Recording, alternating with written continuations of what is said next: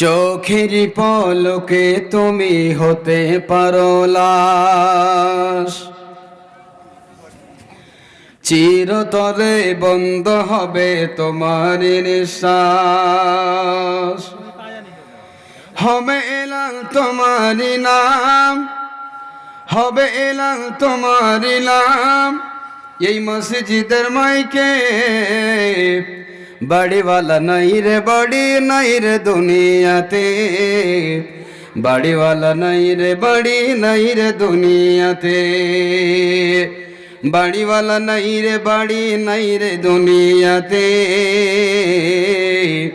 বাড়িওয়ালা নাই রে বাড়ি নাই রে দুনিয়াতে। যাদের সাথে চলতে তুমি থাকতে দিবানিশি, জানা যায় শরিক হবে তোমার প্রতিবেশী। স্বজনেরা নিয়ে যাবে তোমাকে পালকিতে, বাড়িওয়ালা নাই রে বাড়ি নাই রে দুনিয়াতে, বাড়িওয়ালা নাই রে বাড়ি নাই রে দুনিয়াতে, বাড়িওয়ালা নাই রে বাড়ি নাই রে দুনিয়াতে, বাড়িওয়ালা নাই রে বাড়ি নাই রে দুনিয়াতে। এই বাড়ি গাড়ি মিল ফ্যাক্টরি টাকার পাহাড়, বিলাসিতায় কেটেছে জীবন কত অহংকার। এই বাড়ি গাড়ি মিল ফ্যাক্টরি টাকার পাহাড়, বিলাসিতায় কেটেছে জীবন কত অহংকার।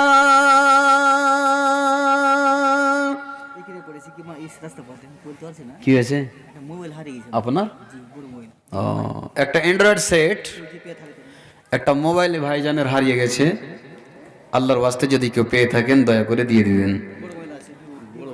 বড় মোবাইল কে পেয়েছেন? ও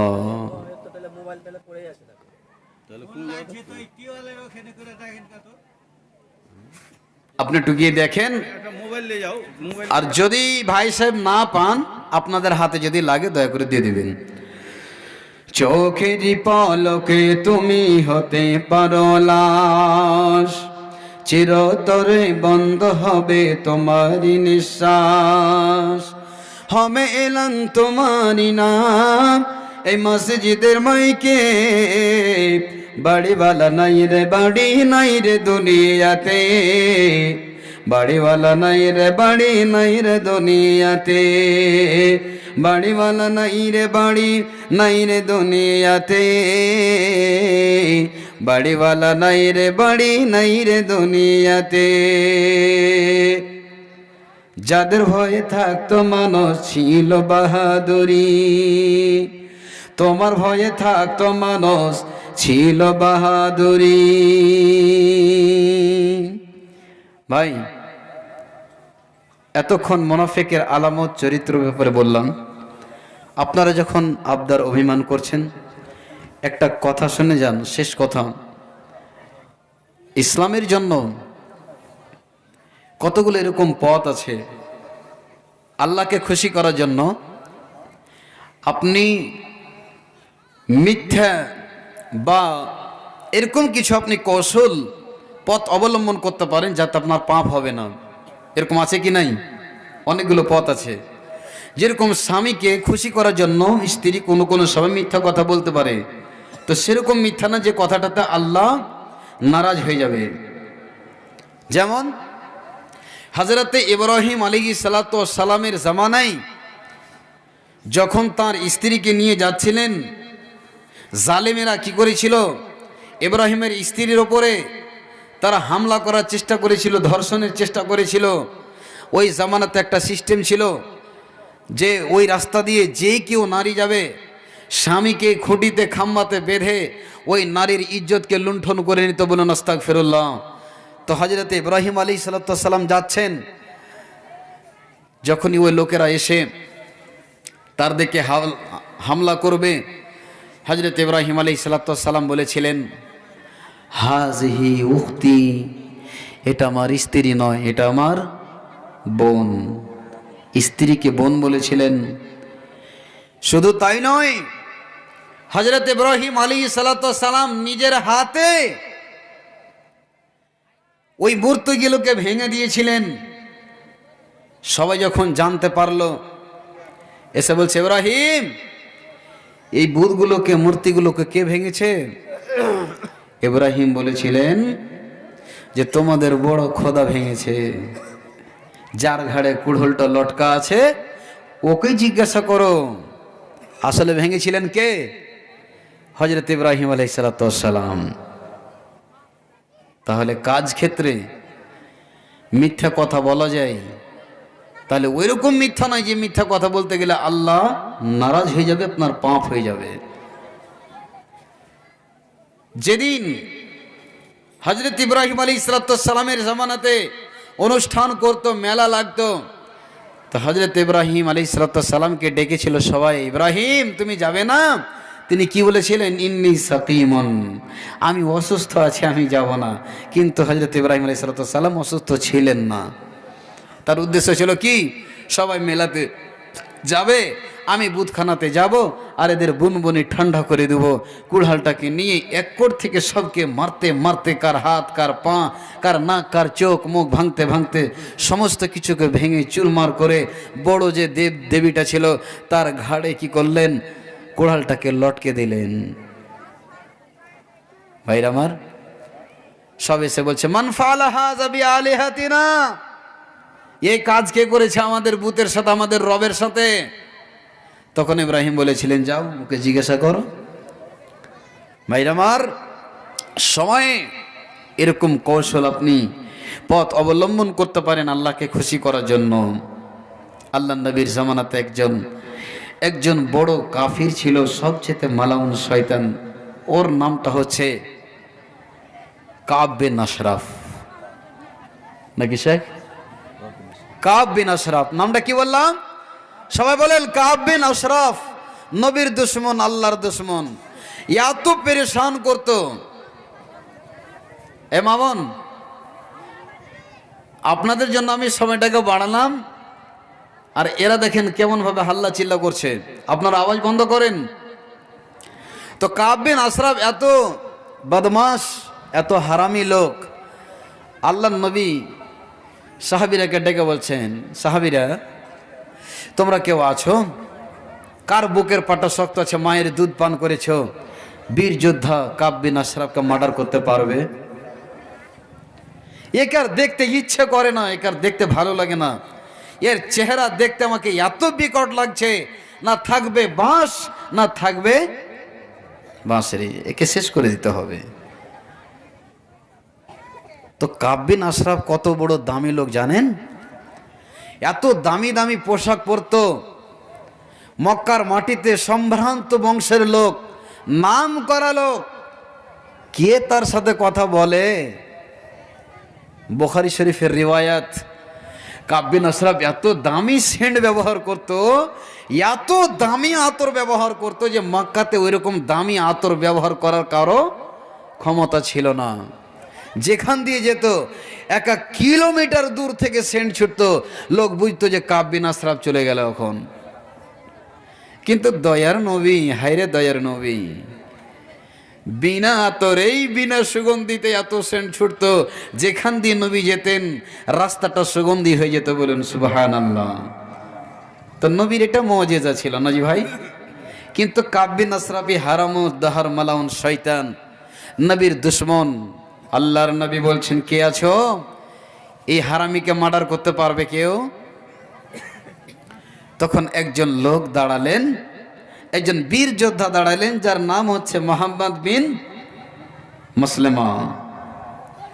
দাঁড়ালেন, আল্লাহ রাসূল, আমি তাকে মার্ডার করতে পারবো, তাহলে একটা আপনার কাছে অনুমতি চাই। কি অনুমতি? তো কাব বিন আশরাফকে কেমন করে কথা বলবো, ওর পাশে কেমন করে যাব, এত বড় হিম্মত কার হবে? আচ্ছা ভাই, মমতা দিদির সাথে সবাই কথা বলতে পারবেন? পারবেন? অথরিটি আছে? আপনাকে সময় লাগবে, আপনাকে সিঁড়ি ধরতে হবে, তাহলে ওর সাথে গিয়ে আপনি কথা বলতে পারবেন। কতগুলো সিকিউরিটি ফোর্স রাখা আছে ভাইরা আমার। তো কাব বিন আশরাফের সাথে কে কথা বলবে? তো মোহাম্মদ ইবনে মাসলামা এবার বলছেন, আল্লাহ নবী, ওকে তো এমনি মার্ডার করতে পারা যাবে না, তাহলে কিছু কৌশল বের করতে হবে যে কথাটার সাথে আমার মিল। কৌশলটা কি? আপনার ব্যাপারে কাব বিন আশরাফের সামনে যাব আর আপনার খেলাফে কিছু কথা বলবো, আপনার খেলাফে ওর কাছে গিয়ে কিছু কথা বলবো। ঠিক আছে, তুমি বলো, যাও, বলতে পারো। এবার মোহাম্মদ ইবনে মাসলামা এবার কাব বিন আশরাফের কাছে এসে বলছেন, ও কাব বিন আশরাফ, সম্ভ্রান্ত ঘরের বংশের লোক, আপনি তো রাজা বাদশাহ মহামান্য মানুষ, আপনার কাছে একটা কথা নিয়ে আসলাম। আমরা যে লোকটার কাছে থাকি, যে লোকটার নাম আপনারা শুনেছেন, লোকটার নাম হলো মোহাম্মদ আব্দুল্লাহর বেটা। লোকটা আমাদের ওপরে এমন জুলুম জিয়াদতি করছে যে এখন আমাদের কাছে কি চাইছে? যাকাত চাইছে, আমাদের কাছে ট্যাক্স চাইছে, আর আমাদের কাছে সাদকা চাইছে, কিছু মাল চাইছে, আমাদের ওপরে জুলুম শুরু করে দিয়েছে। না হলে আমরা এ দেশে আর থাকতে পাবো না। তাই নাকি? তো কেন তোমরা আমার কাছে এসেছো? মোহাম্মদ ইবনে মাসলামা বলছেন, ও কাব বিন আশরাফ, আপনার কাছে কিছু ধন সম্পত্তি আমরা চাইতে এসেছি, আমাদেরকে আপনি দেন, আর কর্জা হিসেবে, ধার হিসেবে আপনাকে আমরা দিয়ে দেব। এই কাব বিন আশরাফ যখন এই লোকটার কথা শুনলো, এ হারামুদ্দাহার, যেই লোকটা হারামি হবে তার মুখ থেকে কোনো সময় ভালো কথা পাওয়া যাবে না। কাব বিন আশরাফ তখন কি বলছে ভালো করে শুনিলেন, ও মোহাম্মদ ইবনে মাসলামা, তুমি শুনে নাও, তোমাকে কিছু দেওয়া যাবে, তোমাকে কিছু আনাজ দেওয়া যাবে, তোমাকে দানা পানি দেওয়া যাবে, একটা শর্তে, তোমরা যদি তোমাদের স্ত্রীগুলো আমার কাছে বন্ধক রাখো, তাহলে তোমাদেরকে কিছু মাল দেওয়া যাবে। কত হারামি দেখেন, কত হারামি! তোমাদের স্ত্রীগুলোকে যদি কটভরনা হিসেবে, বন্দুক হিসেবে রাখো তো রাখা যাবে। আল্লাহর নবীর সাহাবী মোহাম্মদ এবার বলছেন, আল্লাহর নবীর সাহাবী মোহাম্মদ ইবনে মাসলামা বলছেন, ও কাব বিন আশরাফ, আমরা গরিব মানুষ, আমাদের স্ত্রীগুলো আপনার কাছে থাকবে, এটা কেমন কথা? একটা শরমের কথা, লজ্জাজনক কথা, ঠিক কিনা বলেন? আমাদের স্ত্রী আপনার কাছে থাকবে, আপনি তো একটা বড় মানুষ, বড় সম্ভ্রান্ত ঘরের লোক, আপনি রাজা বাদশাহ, এটা করিয়েন না। আমরা কি করব? আমাদের কাছে যে লোহাগুলো আছে, অস্ত্রগুলো আছে, ওই সমস্ত তালোয়ার ঢালগুলো বন্দুক হিসেবে আপনার কাছে রাখবো, আর আপনি আমাদেরকে এর বিনিময়ে কিছু আনাজগুলো আপনি দেন। কে করলেন? ওই কাব বিন আশরাফ, নবীর সাহাবী। এবার কি করলেন? আবু নাইলা, যেই লোকটি হলো কাব বিন আশরাফের আপন দুধ ভাই। দুধ ভাই কাকে বলেন ভাই বলেন তো? দুধ ভাইকে চিনেন? কাকে দুধ ভাই বলে? একটাই মা, যেই মায়ের আমি দুধ পান করেছি, আর আমার মায়ের যদি এই বাচ্চাটা দুধ পান করে, কিন্তু আমার বাবার ই জন্ম নই, আমার বাবা থেকে হয়নি, কিন্তু আমার মার আমি দুধ পান করেছি, আমার মার দুধ এই বাচ্চাটা পান করেছে, তাহলে এটা আমার দুধ ভাই হয়ে গেল। কি হলো? এটা দুধ ভাই হয়ে গেল। তো কাব বিন আশরাফের ভাই হচ্ছে আবু নাইলা। তাকে সঙ্গে করে কাব বিন আশরাফ বাড়ি গেলেন, আর বাড়ি থেকে এসে কি করলেন? কিছু খঞ্জর, তলোয়ার, হাতিয়ার কিছু নিয়ে আসলেন। নবীকে কিন্তু বলে দিয়েছেন কাব বিন আশরাফ, আল্লাহ রসুল কাম বেঁধে গেছে। কি হয়েছে? কাম বেজে গেছে, হবে কাজ। আমি একটা কৌশল বের করব, কি যে কাব বিন আশরাফ যে এত দামি দামি সেন্ট ব্যবহার করছে, তো যেমন তেমন তো লোক নয়। আমি আপনি যদি একটু ভালো ড্রেস লাগিয়ে থাকি, একটা বাচ্চা ছেলে যদি পার্সে আসে আর আপনার পাশে যদি ঘেঁষতে আসে, তো কি করবেন? ছি ছি ছি ছি ছি, দূরে হট, দূরে হট, দূরে সর, বলে কি বলে না? তো দামি লোকের পাশে তাড়াতাড়ি করে ছাঁটা যায় না। তো কাব বিন আশরাফ কত চালু, নবীর ব্যাপারে তার কাছে বদনামি করলেন, আবার একটা পদ বের করছেন, কৌশল বের করছেন। কি? আল্লাহর নবী, আমি একটা বুদ্ধি বের করেছি। কাব বিন আশরাফ যে আপনাকে গালি দেয়, আপনার দুশমন, আল্লাহর দুশমন, বড় নেতা, তার মাথায় এত যে দামি সুগন্ধি থাকে, দামি আতর পরে, যে 1 কিলো 2 কিলোমিটার পর্যন্ত আতরে আতর হয়ে যায়, সেন্ট হয়ে যায়।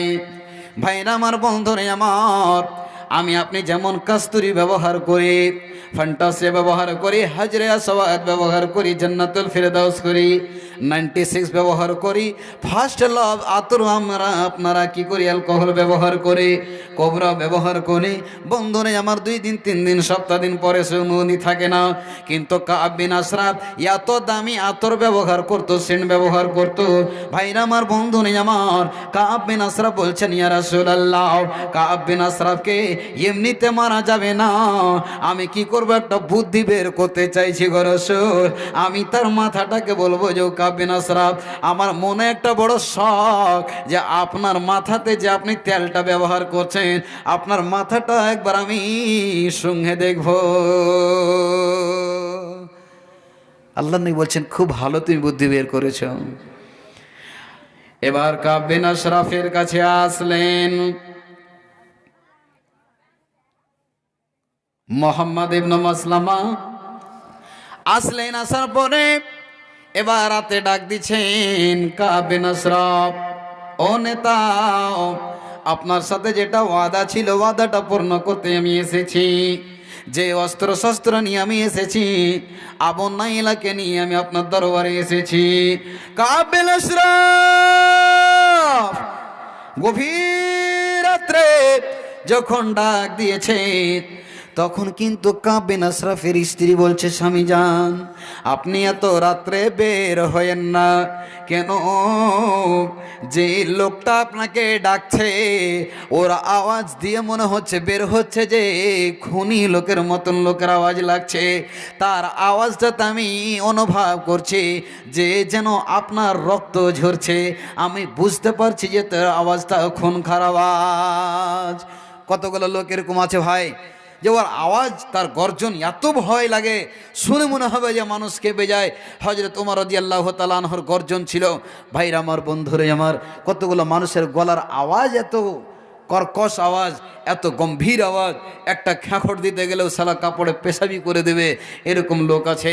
তো কাব বিন আশরাফের স্ত্রী খুব বুদ্ধিমতী, খুব চালু, এত চতুর চালু, বলছে, স্বামী আপনি যেন না এত রাত্রে। একটা কোনো প্রধানকে যদি কোনো রাত 12টার সময় একটা লোক ডাকতে আসে, তাড়াতাড়ি করে বের হবে? বের হবে? বের হবে না। তার স্ত্রী বলবে, তুমি থামো, তুমি দাঁড়াও, আমি একটু খবর নিয়ে আসছি। কে আছো? হ্যাঁ, আমি অমুক গ্রাম থেকে, আমি এই কাজের জন্য এসেছি। হ্যাঁ ঠিক আছে জি। এই গ্রামটার নাম কি ভাই? পারসুজাপুর থেকে ফজলুর রহমান তোমার সাথে দেখা করতে এসে। ও আচ্ছা আচ্ছা, ও ফজলুর রহমান ভাই, কি ব্যাপার ভাই, এত রাতে তুমি এসেছো? পরিচয় হওয়ার পরে দেখা সাক্ষাৎ, গল্প স্বল্প হয়। তো কাব বিন আশরাফের স্ত্রী বলছে, তুমি যাইও না এত রাত্রে, তোমাকে যে লোকটা ডাকছে তো ওর গলার আওয়াজে মনে হচ্ছে যে খুন ঝরছে, খুন, ভয় লাগছে, তুমি যেও না। হ্যাঁ পাগলি, কি হবে, আমার যে দুধ ভাই আবু নাইলার সাথে আছে। আসলেন, এবার বুদ্ধি বের করেছেন মুহাম্মদ ইবনে মাসলামা, বুদ্ধি বের করেছেন। বলছে, আজকে আপনি কত দামি আতর ব্যবহার করেছেন, আর যে কয়েকজন লোককে সাথে নিয়ে এসেছেন, বুদ্ধি বানিয়ে নিয়ে এসেছেন যে কাব বিন আশরাফকে এমনিতে মার্ডার করা যাবে না, বুদ্ধিতে বের করতে হবে, কাজ নিতে হবে। আরও 2 জন সাহাবাকে নিয়ে এসেছেন। যখন নিচে এসেছে কাব বিন আশরাফ, তখন বলছে, বাদশাহ নামদার, ও নেতা, ও মহামান্য ব্যক্তি, আপনি কত দামি আজকে আপনি আতর মেখেছেন। একটা কথা বলতে চাই, আপনি যদি আমার কথাটা শোনেন, আমার মনে বড় শখ জাগছে যে আপনার মাথাটা সঙ্গে দেখব। কত দামি আতর মেখেছেন, আপনি ঘরে আছেন তো আমার নাকে সুঘ্রাণ আসতে আছে। আপনি যদি অনুমতি দেন তাহলে আপনার মাথাটা আমি একবার সঙ্গে দেখব।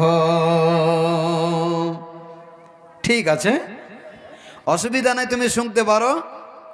এদিকে কিন্তু মুহাম্মদ ইবনে মাসলামা বলে রেখেছে, যখনই আমি মাথাটাকে এইভাবে নিকিয়ে আমি শুনতে যাব, আর যখনই আমি চোখ টিপি দেব, যখনই আমি মাথাটাকে ইশারা দেব, আমি শুনতে শুনতে ও বাদশাহ কাব বিন আশরাফ, উফ কত দামি আতর, কোথা থেকে আপনি পেয়েছেন, এত সুন্দর, আমি আর কোনো জায়গাতে পৃথিবীতে আমি এরকম দামি আতর সেন্ট আমি সঙ্গিনী। বাদশা নামদার ও মহামান্য নেতা, বলুন তো, তারিফ করতে করতে করতে করতে করতে করতে খপ করে কাব বিন আশরাফের মাথার চুলটাকে ধরে নিয়েছেন, আর যখনই ধরে নেওয়া ইশারা দিয়েছেন, ছট করে তলোয়ার দিয়ে একেবারে ঘাড়ের ওপরে মেরে দিয়ে ছট করে দ্বিখণ্ডিত করে দিয়েছে। বলুন সুবহানাল্লাহ। ভাইরা আবার বন্ধুরে আমার দৌড়ে এসে দয়ার নবীকে খবর দিচ্ছেন, নবী গো আমাদের কাজ হয়ে গেছে, আপনার দুশ্মনকে মেরে দিয়েছি, আল্লাহর দুশ্মনকে আমরা মেরে দিয়েছি। তাহলে শরীয়তকে বাঁচার জন্য কোন কোন সময়তে আপনি এমন পথ বের করতে পারেন যাতে আল্লাহ খুশি হয়ে যাবে। মুহাম্মদ ইবনে মাসলামা আল্লাহকে খুশি করলেন, নবীকে খুশি করলেন। ভাইরা আমার বন্ধুরে আমার, তাহলে এটা নয় যে আমি আপনি এমন কাজ করব যে কাজ করতে গেলে আল্লাহ নারাজ হয়ে যাবে। আপনি একটা যদি গুনাহ করে দেন, আল্লাহর কাছে তওবা করতে হবে। মিথ্যা কথা যদি বলে দেন, তাহলে আপনাকে আল্লাহর কাছে তওবা করতে হবে। তাওবাতান নাসুহা। ভাইরা আমার, এমন কথা করিয়েন না, এমন কথা বলবেন না যে কথাটা আপনি হাসতে হাসতে করলেন আর কেঁদেও আপনার গুনাহটা মাফ হবে না। মা গো তোমার মতো নয় না কেহ, আমায় বুকে টানি, আঁচল দিয়ে মুছে না কেউ আমার চোখের পানি। মাগো তোমার মতো নয় না কেহ, আমায় বুকে টানি, আঁচল দিয়ে মুছে না কেউ আমার চোখের পানি। চলে গেলে কোন জায়গায় আমায় নিলানা, পথে পড়ে কাঁদি আমি, নাই যে ঠিকানা। চলে গেলে কোন জায়গায় আমায় নিলানা, পথে পড়ে কাঁদি আমি, নাই যে ঠিকানা। জীবন আমার জায়গা কেমনে একটু ভাবনি, হায়রে মা জননী। মা গো তোমার মতো নয় না কেহ, আমায় বুকে টানি, আঁচল দিয়ে মুছে না কেউ আমার চোখের পানি। অনাদরে কাটে মাগো আমার জীবন, বাগদোষে রইল আব্বা দূরেতে এখন। অনাদরে কাটে মাগো আমার জীবন, বাগদোষে রইল বাবা বিদেশে এখন। মাগো তুমি জলাই বাবা দুঃখে আমি যেমনি, হায়রে মা জননী। মা গো তোমার মতো লয় না কেহ, আমায় বুকে টানি, আঁচল দিয়ে মুছে না কেউ আমার চোখের পানি, হায়রে মা জননী। মা গো তোমার মতো নই না কেহ আমায় বুকে টানি আঁচল দিয়ে মুছে না কেউ আমার চোখের পানি চলে গেলে কোনো জায়গায় আমায় নিলানা পথে পড়ে কাঁদি আমি নাই যে ঠিকানা জীবন আমার জায়গা কেমলে একটু ভাবনি হাইরে মা জননী মা গো তোমার মতো নয় না কেহ আমায় বুকে টানি আঁচল দিয়ে মুছে না কেউ আমার চোখের পানি অনাদরে কাটে মাগো আমার জীবন ভাগদোষে রইল বাবা দূরেতে এখন মাগো তুমি বাবা দুঃখে আমি এমনি হাইরে মা জননী মা গো তোমার মতো নয় না কেহ আমায় বুকে টানি আঁচল দিয়ে মুছে না কেউ আমার চোখের পানি হাইরে মা জননী। তো ভাইরা আমার অনেকক্ষণ সময় দিলাম, পাক্কা 2.5 ঘন্টা হয়ে গেল আমার। আল্লাহর ওয়াস্তে আপনাদের কাছে আমার একটা ছোট্ট আবেদন, আপনারা আমার জন্য একটু দোয়া করবেন। একটু অসুস্থ আছি, আমাকে একটা অসুখ হয়ে গেছে, যে অসুখটার নাম হচ্ছে অ্যাপেন্ডিক্স। খুব কিন্তু মারাত্মক ডিজিজ, খুব খারাপ বেমার। 90% লোককে অপারেশন করতে হয়, কিন্তু আল্লাহ রসুল বলেছেন লেকুল্লে দাইন দাওয়াউন, প্রত্যেকটা বেমারের দাওয়া আছে, ওষুধ আছে। আল্লাহ যদি দয়া হয় আর আপনাদের যদি দোয়া থাকে তো ইনশাল্লাহ অসুখটা ভালো হয়ে যাবে। হবে কি হবে না? তো আপনারা একটু প্রাণ খুলে আমার জন্য দোয়া করবেন। আমাকে যেহেতু দেখেন এ বয়সে যদি একটা সার্জারি হয়, অপারেশন হয়, একটা সার্জারি হওয়া মানে একটা মানুষের অর্ধেক জীবন শেষ নাকি? মাওলানা বদরুদ্দোজা সাহেব এখন জালসা করে বেড়াচ্ছেন, তো 2টা অপারেশন, বেশি বক্তব্য রাখার কারণে সিলের গোড়াগুলো ফুলে যাচ্ছেন, এই জন্য কতগুলো প্রোগ্রাম ক্যান্সেল করে দিলেন। তো এটা আপনাদের কাছে আমার শেষ আবেদন, একটু দোয়া করবেন। আর বড় আফসোসের বিষয়, মা বাবা কবরবাসী হয়ে গেছেন। আল্লাহ যেন আমার মা বাবাকে জান্নাতবাসী করেন। সকল পৃথিবীর যত মা বাবা আছেন সকলের মা বাবার জন্য দোয়া করি। আল্লাহ রব্বির হামহুমা কামা রব্বায়ানি সাগীরা। সবাই দোয়াটা পড়েন, রব্বির হামহুমা কামা রব্বায়ানি সাগীরা, রব্বির হামহুমা কামা রব্বায়ানি সাগীরা। আল্লাহ সকলের মাতা পিতাকে তুমি জান্নাতুল ফিরদাউসের মেহমান বানিয়ে দাও। রব্বুল আলামিন তুমি কবরকে প্রশস্ত করে দাও। রব্বুল আলামিন যত মানুষ পৃথিবীতে বেঁচে আছে আল্লাহ সকলকে তুমি শারীরিক অবস্থা ভালো রাখো, সুস্থতা দান করো। আল্লাহ বড় বড় বিপদ আপদ থেকে আল্লাহ তুমি হেফাজত করো। সকলে আল্লাহুম্মা আমিন। আল্লাহর কাছে দোয়া করি, আল্লাহ এ আজকের জালসার আয়োজন যিনারা করেছিলেন, বিশেষ করে আমার জেরাত আলী ভাই সাহেব আর যুবকবৃন্দ এবং অত্র এই জলসার কমিটি বৃন্দর জন্য, ছোট বড় বয়স্ক সকলের জন্য, যেনারা হাড় ভাঙা পরিশ্রম দিয়ে, টাকা পয়সা মেহনত দিয়ে যেনারা জলসার আয়োজন করেছেন, আল্লাহ রব্বুল আলামিন যেন সকলকে কবুল করে নেন। সকলে আল্লাহুম্মা আমিন। আল্লাহ কিয়ামতের দিন যেন নাজাতের ওসিলা বানিয়ে দেন। আল্লাহ রব্বুল আলামিন সকলের পাপ রাশিকে তুমি ক্ষমা করে দাও, ঈমানি জজবাকে তুমি বাড়িয়ে দাও। আল্লাহ পারসুজাপুর গ্রামবাসীর সকলকে আল্লাহ তুমি 5 ওয়াক্তের নামাজি বানিয়ে দাও। সম্মানিত সুধী মণ্ডলী, আপনাদের কাছে আমি শেষ কথা বলে যাই, জালসা শুনে লাভ নাই, জালসা করেও লাভ নাই। লাভ হবে এ শর্তে যে আপনাকে নামাজ পড়তে হবে। তাবলিগি জালসা কেন, আরও যদি কিছু করেন নামাজ না পড়েন তাহলে এই জালসাটা করা আপনার জন্য জাহান্নামে যাওয়ার আর একটা কারণ দাঁড় হয়ে যাবে। সম্মানিত সুধী মণ্ডলী, আপনারা জালসা করলেন ভালো কথা, নামাজ পড়েন।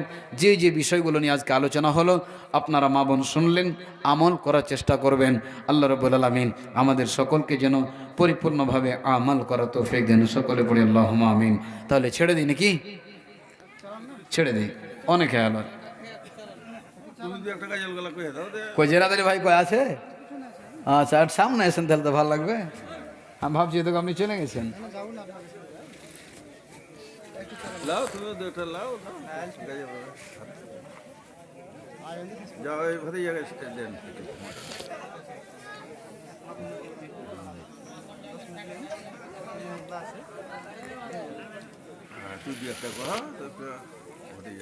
আচ্ছা, একটা গাজাল বলে দেবো, দিয়ে ছেড়ে দেবো। হ্যাঁ, তারপর আপনারা চলবেন। হ্যাঁ, না অনেকক্ষণ বললাম যে। তো একটা রোমান্টিক তাহলে একটা গাজাল শুনিয়ে দিই নাকি?